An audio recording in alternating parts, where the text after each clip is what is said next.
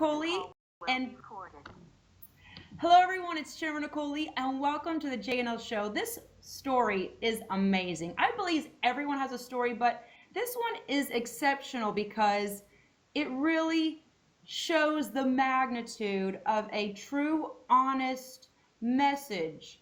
And when you put that positive energy out there, you really don't know who you're touching, who you're empowering at their deepest, darkest moment. I actually had the pleasure of recording this podcast about 8 years ago, back in the day, and we're bringing it back to life because no one really had the pleasure of listening to it. This story is going to give you chills. It's going to give you new insight. It's going to open up your eyes to just show you how blessed you are. Now, the amazing thing is that when I look back now at this amazing story, I myself am so shocked. I feel like you, the viewer, the listener, listening to the story. It is so awe-inspiring that I even have a hard time comprehending it and digesting it. And I'm excited because I'm going to introduce you to a very successful globe-trotting, jet-setting textile mogul who for many years traveled the world with many successful companies. And at the time he was in Russia. And I'm going to give you a little reader's digest version of the story. And something very tragic happened to him there. I'm going to let him talk about that. But I'm talking about Carlos Joaquin Samper, and he's here with us today. Carlos, thank you so much for your time and your energy. How are you feeling today? I'm feeling great, Jennifer, and thank you very much for including me in this conversation. Yes, this podcast is going to empower so many. I'm going to jump right into it. About how many years ago were you in Russia? And can you just take us through what happened on that day that just changed your life? How you went from here to here? Yes, with pleasure. March 17th of 2008, I had the pleasure of living and working in Russia. I had spent over 4 years at the time living and working in Russia for a multinational apparel company that was a very well-known brand in Eastern Europe. And on March 17, 2008, my driver and my executive assistant picked me up at the company flat and drove me to the hotel where we were having breakfast with my head designer from Hong Kong, who had flown in the night before to work with me a few days in the factories. Mm-hmm. Most unfortunately, as is common in the month of March, in Russia, oftentimes we're in freezing weather and we're dealing with snow and ice. And the 90-minute drive along the 4-lane highway to the factory filled us with a lot of snow and a lot of ice and a lot of hazards. Most unfortunately, quite by accident, my driver in the company car hit a patch of ice, and as we were going in the right-hand lane northbound, we skidded across 2 lanes and crossed over into incoming traffic in the opposite direction. Wow. And most unfortunately, our little Toyota Camry went head-on into an 18-wheeler passenger bus. Wow. The front of our Camry collided with the front of the bus, and my driver had very serious injuries to his leg. My executive assistant, my secretary who's sitting with me, had multiple rib fractures. Wow. And Nelson, my designer, most unfortunately was killed instantly. He was crushed. Thank God, I was asleep. I went straight into a coma. Wow. And for many, many weeks, I did not wake up, and I was in intensive care in a wonderful, wonderful little hospital in Russia where they connected me to life support. They connected me to lungs. They connected me to stimulation for my heart. Wow. They put a tracheotomy through my throat to connect tubes and to get liquids into my body while they tried to stabilize me. Yes. About 6 weeks later, I opened my eyes and I found myself in a very strange dream. Yes. Where I opened my eyes and I could not move my arms. I could not move my neck. I could not move my legs, and I was paralyzed. Yes. But most frighteningly, I couldn't speak because I had all these tubes through my throat and in this new tracheotomy hole in my neck. Yes. So all I could do was open my eyes and blink, and I was surrounded by people in the intensive care unit who were all wearing sterile outfits. Yeah. So it looked to me like the mummy was invading my room, and all I saw were these people in sterile outfits walking around me and speaking to me in Russian. Wow. Of course, I panicked and Yes. closed my eyes and wanted to go back to sleep because I had no clue what was going on. Wow. Fortunately for me, I must share with you that the healthcare system in Russia is very, very different from that which we enjoy in the Western world. Yes. In Russia, if you're in a life-threatening situation, they take care of you and they hold your hand until they are confident that you're stabilized and you're regaining strength. So my doctors were in no rush at all. They just laid me out flat in a bed, fed me with liquids, stimulated Yes. my heart, got oxygen through to me, and they just kept me alive until I was able to stabilize and I was able to start to resuscitate, breathe on my own. Wow. After many weeks of stabilization and narcotics, thank goodness, Yes. I was strong enough that they were able then to go in and to surgically remove the shattered pieces of my body. In Wow. the accident, I had a fractured skull. Whew. I had detached both retinas in my eyes, and my eyelid frame was Wow. fractured. Um, my neck was broken in two vertebrae. My clavicle was broken. My ribs were broken. Jeez. My hips were completely shattered and in pieces like a jigsaw puzzle. Oh my My knee goodness. was shattered and my ankle was shattered. My right arm was shattered and my left hand, the metacarpals in my hand, were all shattered. Wow. So the treatment was so fantastic that they just waited until my body was strong enough to Yes. begin this emergency surgery, where they Yes. went in and they took out all the broken pieces of the puzzle. Yes. Fortunately for me, they were also able to put two new hips, metal on metal hips, together, and they imported the equipment from Western Germany, from Frankfurt, Yes. and they were able to give me two new hips.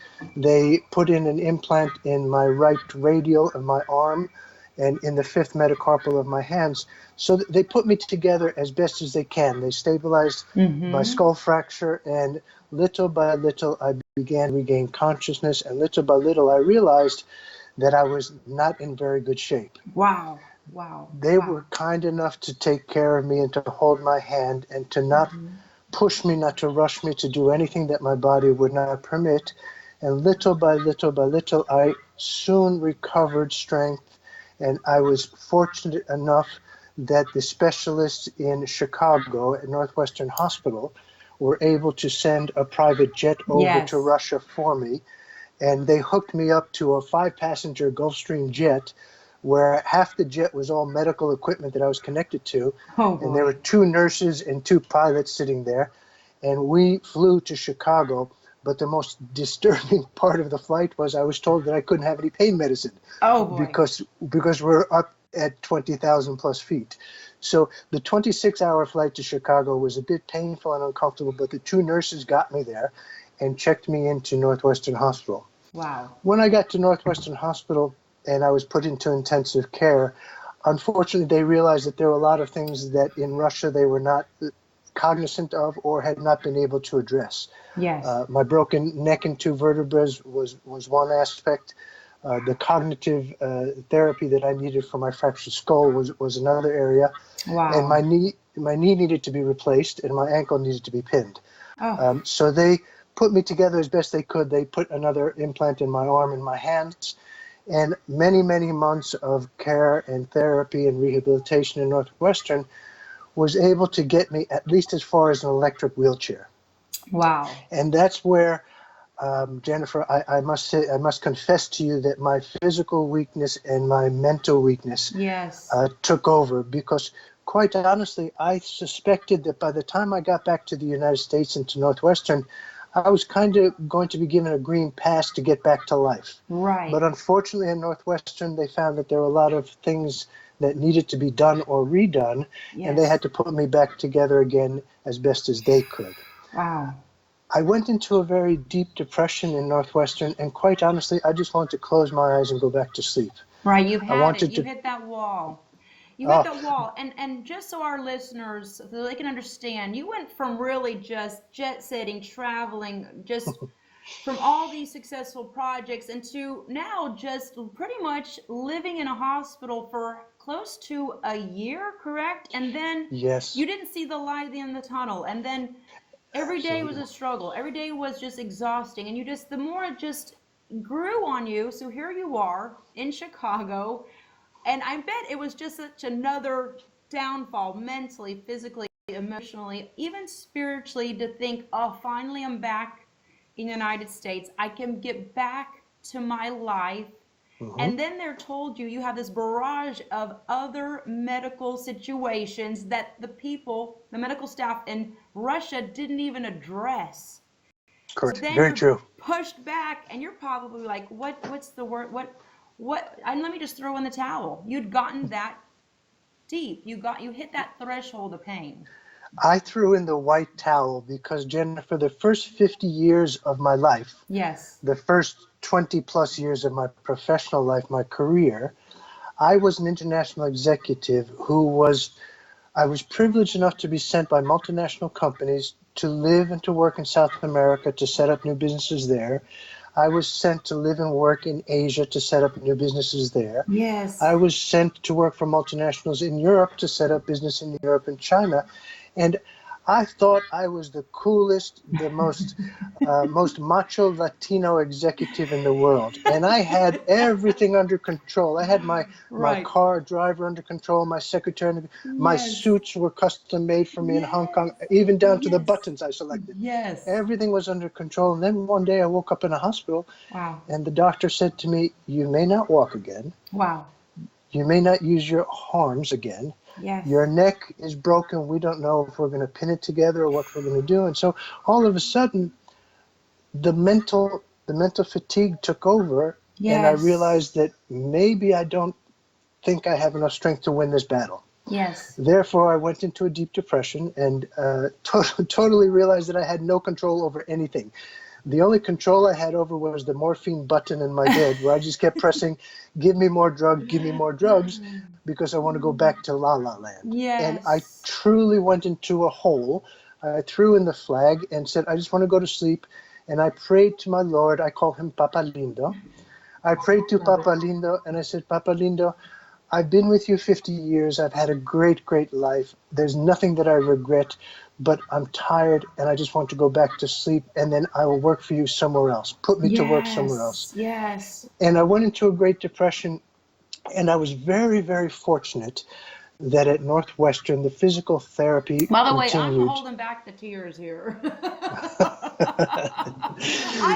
I mean, I am very sensitive, emotional, but I could put on my game face. But you're really tugging at my heartstrings here because I know what you're going through. And before we finish the rest of your amazing story, the twist of fate, the miraculous events that we don't have control over, but Papa Lindo, God, it really goes to show us that if we are building our life, really, if we think we're building it on brick and mortar, on a solid Mhm. foundation, but it really is just a sandcastle that can be blown away. And I love your story because you had everything that everyone strives to have, that Mhm. successful position, that status, that salary, that royal position in life. And it's sad to say that it can be all taken away in an instant. And In a March splash. 17th, in a flash, in March 2000, that happened. And everyone out there listening, you're going to take something very powerful from Carlos's story. You're going to take whatever you need right now that's going to address your situation that you're going through. And no matter how bad you think you have it, someone else out there has it 10 times worse. And I know, Carlos, we've known each other, and it's so great to reconnect with you. Mhm. And not only that, you've had to deal with even more pain and more. I think you would talk about another surgery. We'll get into that. But you're about to throw in the towel, and this is where it gets interesting. This is where God really intervenes, and this is where I am freaked out.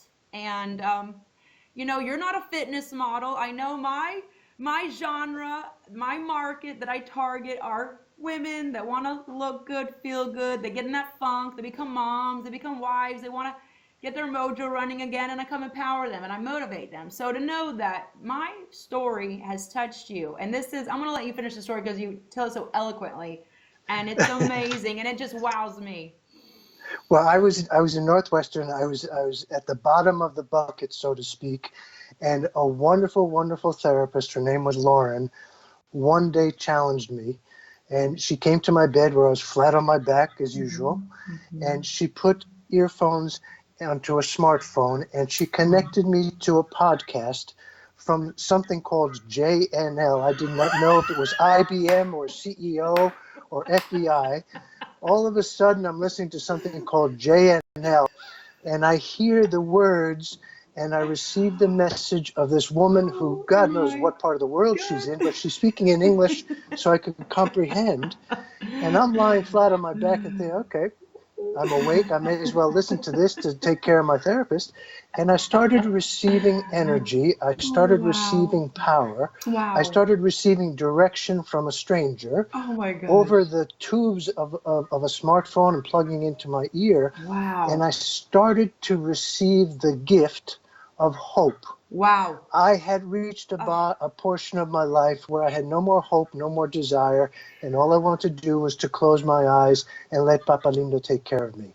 All of a sudden, this strange voice, wow. this person who I had no clue who this JNL even stood for, started speaking to me about power, about Yes. hope, about Yes. future, Yes. about doing what you have to do to maximize your greatness. And Yes. little by little, I started listening to these words, and I started to receive the energy. I started to receive the power. And believe me, Praise I God. wasn't looking for it, and believe me, I didn't want it. But the gift came to me indirectly through my therapist. Wow. And day by day, I was connected. Lauren would plug me in every day and put me in my electric wheelchair, which I could power with my thumbs. That was the only thing I could move. Oh, wow. And I would listen to JNL giving me inspiration, giving me hope, and giving me my strength to live So one more day. powerful. And it Powerful. became clear to me little by little that through JNL, I was able to come back to life, Praise and I God. was able to face my weakness, to face my insecurity, because for the Yes. first 50 years of my life, I controlled everything. I controlled the Right. food that went into my body. I Yes. controlled the medicines that I took. I controlled the exercise. I was a marathon runner. I was a Wow. brown belt in martial arts. I was in control of everything and everyone Yes. around me. And then all of a sudden, Papa Lindo opened my eyes one day and said, okay, let's see what you can do with this challenge that I'm giving you. Wow. I'm going to keep you alive, but only long enough for you to show me what you're going to do with this challenge. And it Yes. was the gift that came to me through JNL Oh, thank you. podcast audio, that I was given inspiration and I was given hope to fight. And I remember being in Northwestern in Chicago, listening to these words of this woman who I had no clue who she was or where she was or why she was, telling me to get up and to go. And little by Yes. little, every day, my rehabilitation took a different direction, Thank where I God. was being given energy, I was being the gift of hope from a stranger, and little by little, I started to fight my way back. And little by little, Praise in God. Northwestern Hospital, they put me back together again, and they gave me months and months of in hospital therapy. Then they checked me out to outpatient therapy, and little by little, I was put back together again.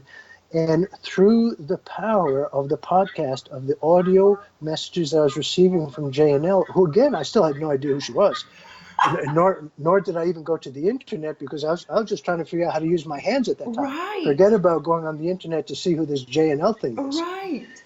And so little by little, I recovered. I made it from an electric wheelchair to a wheelchair. I made it from a Yes. wheelchair to walkers. My arms, I Mm. still couldn't use my hands and my arms to use crutches, so they built me a walker where I could push with my elbows. Wow. And little by little, I graduated from that to a cane. Yes. And the Latino macho ego in me Yes. was fortunate enough that I was able then to get up off the cane and get back to work. I Yes. was able then to Praise get back on God. an airplane and go back to work. Praise God. Once I was able to prove to myself, and it was more for me than for anyone, to prove to myself that I could come back, that I could recognize and prove to myself that I still could work, that I still had a physical presence in life. Although I must say, I lost over 50 pounds, and I looked Yes. like a little tin man compared to what I was before. But at least I could stand up and get dressed and go back to work. Yes. Praise Having God. said that, I went back to Russia. Unfortunately, I rushed myself a bit too much, and I lasted less than 1 year, Uh-huh. and then I had to be flown back to Northwestern for more surgeries. Wow. They put some new pieces, some new implants together for me, and got me off the ground again. But it Yes. was in this period of time that I went back to work. It was in this period of time that I regained self-confidence, and regained some security, that I was able to begin to work out again, that I was able to use my legs to strengthen my quads Yes. and my glutes and my abs, and try to get back to what I was before my accident. Absolutely. In the course of these years, I continued to have more surgeries and continued to have more rehabilitations. Wow. And it was truly by accident that I was in a business meeting in New York City one day And this is another when twist. This is another twist. this is where again, Papa Lindo gave me a gift and said, now let's see what you do with this gift. I flew to New York for business meetings for textile and apparel at one of our international market weeks. Mhm. And I was told by one of my business associates that there was somebody named Jennifer Nicole Lee coming to work with us, and her company was called JNL. And all of a sudden, my mind opened up and said, wait a minute, is this the Amazing. JNL that I know from the bad days? Yes. And I started asking questions. I started looking and researching. And my Lord, it was the actual JNL who Cannot. had been with me. And now I was actually going to meet her. So, of course, I went on internet and I researched, who is this woman? I found out all about this beautiful model, this physical fitness coach and leader. Thank And you. I was in the New York showroom in the conference room one day, and JNL walks in. And all I can tell you Amazing. is that my eyes opened up and my heart started to jump, Oh. because all my fears, all my insecurity, all my pain was brought right back to me into my Mm. mind. Mhm. And it was looking at Jennifer and shaking her hand and hugging her and Mm. actually crying and having tears with her, that I was able to come to grips with what had happened, because Wow. I was working every single day to try to hide my pain, to hide my Yes. fears, to hide my accident. And I didn't want anyone to see me limp. I didn't want anyone to know that I Mhm. had pain. But Yes. all of a sudden, out of the blue, the only person on this planet that I ever permitted to see my pain was Mhm. standing in front of me. And Amazing. we sat down together, and my poor business partners were furious with me, because the whole day, instead of talking about business and how many millions and millions we were going to make with Yes. JNL's new project in home textiles, I just wanted to hold her hand and talk to her about my life. And she would hold my hand and listen to me. And it was the best therapy. It was the Oh, best gift I could yes. have possibly received out of Yes. blue. Amazing. That's the most amazing story. I remember that day when we met in New York City in the showroom at the big Yes, launch of the bedding. And you said, I had an amazing, horrible accident, and I listened to your podcast, and you brought me out of the depths of depression. And I said, wow. I right then went into prayer, and I just thanked God, my higher power, Papa Lindo, as you call that's him. right. Thank you for the ability to be a beacon of light to others in dark times. Because in this world, Carlos, everyone is full of their ego. Everyone is promoting themselves. Everyone is putting their attention and their focus on things that might not be important. That we're able to use entertainment, multimedia, our voice, our platform, our personal power to help other people. And Right. that just really witnessed to me. Your story is exceptional. It's extraordinary to know that you are touching people you don't even know in such Hmm. severe, serious situations. And I am grateful to know that Miss Lauren, that nurse, and if you're listening, Miss Lauren, please reach out to us, because you're an angel here. You're a big connector in this dot. Because what would have happened if maybe, Carlos, you didn't have the podcast, you didn't have an Hmm. audio motivational message to listen to? Because the Bible says it best, man cannot live by bread alone. We need the spiritual food to That's give right. us hope, to give us faith, to transform our fear into faith, to transform our chaos into clarity. That, yeah, It might be painful and it might not happen overnight, but one step at a time, one day at a time, we will come out. And that's what God wants for us. And I know that Papa Lindo in heaven, God, Hmm. is shining his mercy on you and just saying, wow, you've proven much more than what I thought, because you went above and beyond, and then meeting you in New York. And then from that was maybe in 2000 and when was it? 2010, I believe, Yeah, 2011 we met. And then yeah, now, in New York. yep, and now speed up to 2017. Here we are, Yes. finally capturing this amazing story for other people to listen. And the takeaway is that no matter how alone you are, you might be trapped in a body that can't move. You might be trapped in a hospital room with just tubes coming out of you, and you want to walk and you can't. You've got to never give up.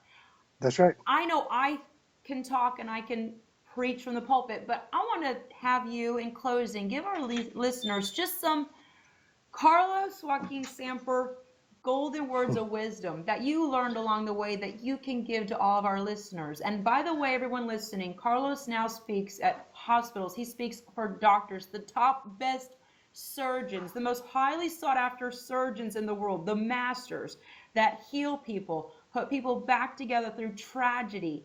So his words have impacted so many. So you're getting an exclusive dose of straight up real. This is not flowery words from some motivational coach. And there's coaches, a dime a dozen out there. This is the real deal. This is the meat and the potatoes coming from a man who's lived it, has witnessed it. He's been down in the trenches, down in the pain. And so really listen to his words and really soak into what he's saying, because it's knowledge from heaven, really. I will share with you one anecdote, Jennifer and friends, that really crystallized for me my journey and my mission. Because when this accident occurred, I wrestled in my mind daily, as to why. Where the first 50 years of my life, I had everything under control. I had all the material blessings that I could possibly attain in life. And then all of a sudden I woke up and I couldn't move, and it was all taken away from me, and I thought my future was also taken away from me. I was in Northwestern Hospital, and I was in a room, and there was a man lying 6 feet away from me, but we had a curtain separating us. And the only thing we ever did was we spoke to each other when time permitted and when we were conscious. Yes. So little by little, over weeks and weeks, the gentleman who was lying in bed next to me, we would exchange words. Hi, how are you? How are you doing? Yes. And we would learn to share information about, I'm in pain, how are you? Yes. And one day I woke up and I called my friend, my roommate, and he didn't answer. And I kept calling and kept calling. And I called the nurse and I said, where's Frank? And she looked at me and she said, Frank is not with us anymore. Oh, boy. And that hit me like a bowl of ice water. Yes. Where I realized, Papa Lindo, I'm here, I'm alive, and I'm surviving. Yes. I may not be as happy as I was, I may not be as strong as I was, but I'm still here, Papa Lindo. So you have me here for a reason. I'm not quite sure what the reason is yet, but I'm going to fight. And I'm going to do everything I possibly can to fight my way out, because I'm surrounded by people who are much, much worse off. Yes. When I would go to rehab every day and I would see people my age, older, younger, who were much, much worse off than me, and I would listen to my JNL podcast, and I would all of a sudden realize this is my challenge. Yes. I can go back to sleep and I can get my morphine dose again, Yes. or I can fight my way back. And little by little, I was able to fight my way back. I was able to go back to work. Yes. And Jennifer, as you and I have discussed, I've had 8 surgeries in the last 8 years, and it's not over. As my doctor in Chicago, one time I said to him, Doc, when am I going to wake up in the morning and I won't be in pain? And he smiled at me and he laughed and he said, the day you wake up and you're not in pain, you better go to the hospital real quick because something's wrong. So what I learned is that my new life, and I joke that my birthday is now March 17th, 2008. Yes. My new life, Papa Lindo that. gave me a new mission to come back, and I am here to protect my children, to support my children, to get my profession going as best as I possibly can. and where possible to share my message. It was through you, Jennifer, Oh, through the podcast that we did 8 years ago, through the books that you've sent me to read, including your new volume 2, which I love. thank you. I hope to be able to share these words with you because I'm also a human being who's a bit selfish. I must confess to you that this is therapeutic for me. Oh, good. It, it helps me to face my pain. Great. It helps me Yes. to not hide my weakness, to not hide my limp every day, and to Yes. share it with other people because when I go to the gym each morning to work out and to get all these implants lubricated again, Yes. I Yes. see marathon runners, I see triathletes, I see football players, and then I see people who are work off the knee, who can't Yes. do anything that I can do. And that's when Yes. I realized that perhaps my mission is to help someone else. Perhaps my Yes. mission is to motivate and to understand the pain that someone else is. And all I can do, Jennifer, is you were kind enough to give me strength and to give me Oh. motivation. I want to make sure I share it with you and allow you to reach out to your millions and millions of people who Oh. are part of the JNL family and share my words with them. Fabulous. I can't thank you enough, really. And in closing, everyone listening, Carlos is an amazing angel. And you guys always hear me say, when you believe in angels, they appear. So you all have a voice. The energy you're pumping out into the universe, it can influence someone positively or negatively. Use your personal power, use your voice, use your own stories, use yourself to empower other people. I am proud to have recorded the podcast a while back that have then been motivational and healing tools for Carlos. And now Carlos's story is empowering and touching and healing other people. And I'm usually not one to be short of words, but I'm quite speechless at the story. Every time I hear it and we connect, Carlos, it really just touches me and resonates in me that what we're doing here is God's work on earth. Um, and that's what we have to do. We have to do that. We have to continue with that. So again, I want to thank you for your time. And I know you guys would love to hear Carlos's story in volume 3. If you could bless us with that, that would be an amazing blessing. With But pleasure. oh, thank you. And in closing, everyone, there's the other angel, Maximiliano. There's Maximiliano. He wants to say hello He to your wants to be in friends. the interview, but he's a very huge part of also your healing because he was a He's gift. part of my story. That's right. From the Yes. doctors. Yes. Oh, well, great. Well, everyone out there listening, remember, no matter how bad you have it, no matter what situation you're in, take Carlos's story, take it with you and part of your spirit to remember to never give up, keep hope alive, keep believing, and just keep your eye on the prize and take it one day at a time. Thank you so much for everyone listening. Have a great day, and thank you, Carlos, always. Smile and be well.